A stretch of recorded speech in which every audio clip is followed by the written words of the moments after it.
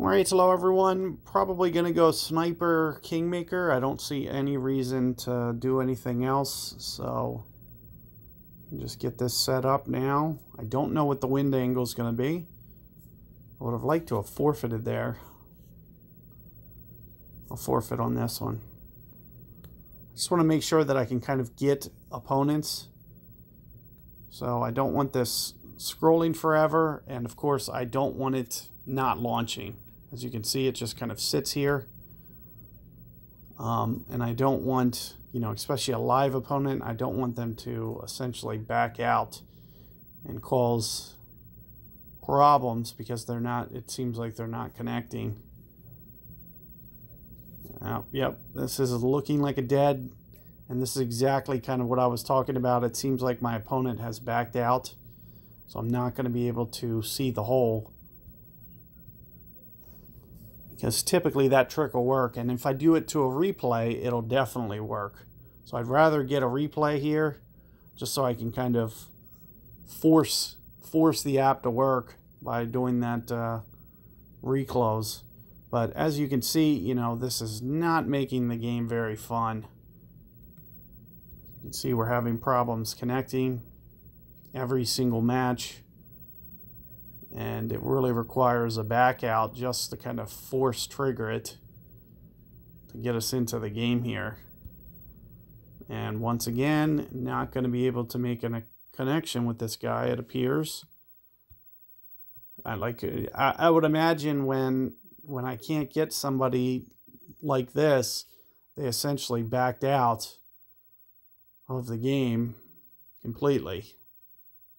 When it won't connect to them. There we go. We got them.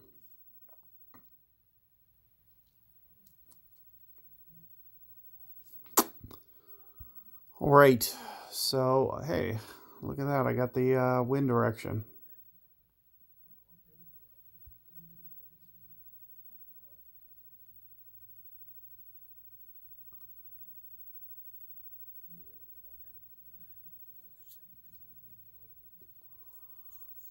So this is a tricky wind. Anytime that you have to aim up towards the bunker, it is kind of a little bit more challenging. I typically use, I'm pulling up towards max. I don't really get there. And the hardest thing about this is that ball guide offset. What you'll see into the wind is it actually ends up cutting harder. So you almost have to not quite play the correct amount of wind effect. It actually looks like we're going to be somewhere in the neighborhood of maybe not even quite mid club. So somewhere right up in here, maybe about 8.7-ish rings, which seems like it's basically an extra 10% off of the max ring number.